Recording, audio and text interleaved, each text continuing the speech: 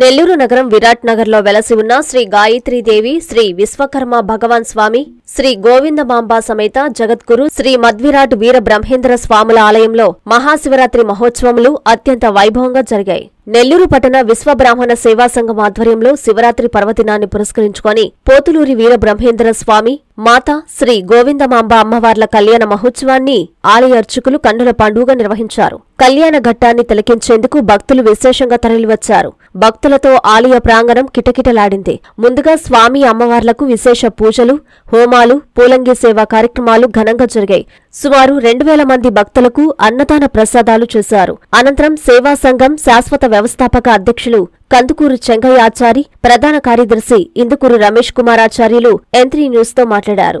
గత 18 ఏళ్లుగా స్వామి అమ్మవార్ల కళ్యాణ మహోత్సవాన్ని అత్యంత వైభవంగా నిర్వహిస్తున్నామన్నారు. మాకు సహకరిస్తున్న ప్రతి ఒక్కరికి పేరు పేరున కృతజ్ఞతలు తెలియజేస్తున్నామని చెప్పారు. ఈ కార్యక్రమంలో సేవా సంఘం కమిటీ సభ్యులు, ఆలయ అర్చకులు, సిబ్బంది తదితరులు పాల్గొన్నారు. మేము 2006వ సంవత్సరం సెప్టెంబర్ నెల 17వ తేదీ ఇక్కడ శంకుస్థాపన చేయడం జరిగింది. తర్వాత 2008 ఏప్రిల్ 30వ తేదీ నాడు విగ్రహ ప్రతిష్ఠ చేశాము. ఆనాటి నుంచి ఈనాటి వరకు కూడా ప్రతి సంవత్సరం 4 కార్యక్రమాలు వస్తాయి. ఒకటి బ్రహ్మంగారి కళ్యాణం, 2 బ్రహ్మంగారి ఆరాధన, సెప్టెంబర్ 17 విశ్వకర్మ జయంతి, తర్వాత నవరాత్రి ఉత్సవాలు. ఈ విధంగా 4 కార్యక్రమాలు చేస్తున్నాము.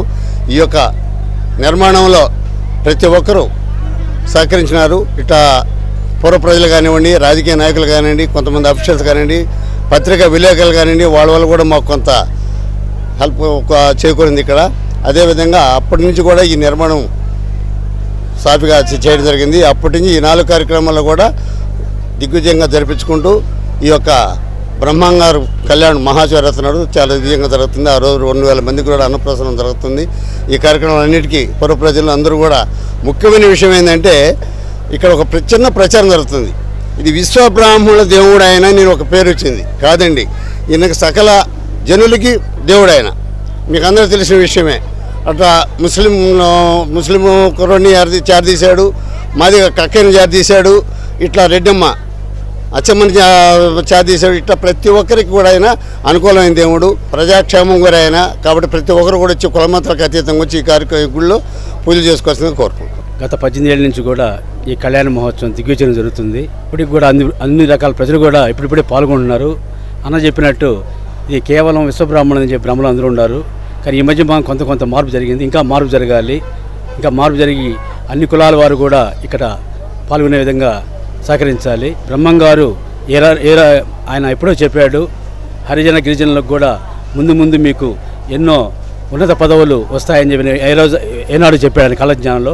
అదేవిధంగా మనకు కూడా ఈరోజు దేశంలో పెద్ద పదవుల్లో కానివ్వండి, అన్ని పదవుల్లో కూడా ఆయన చెప్పిన విధంగానే అన్నీ ఇప్పుడు జరుగుతున్నాయి.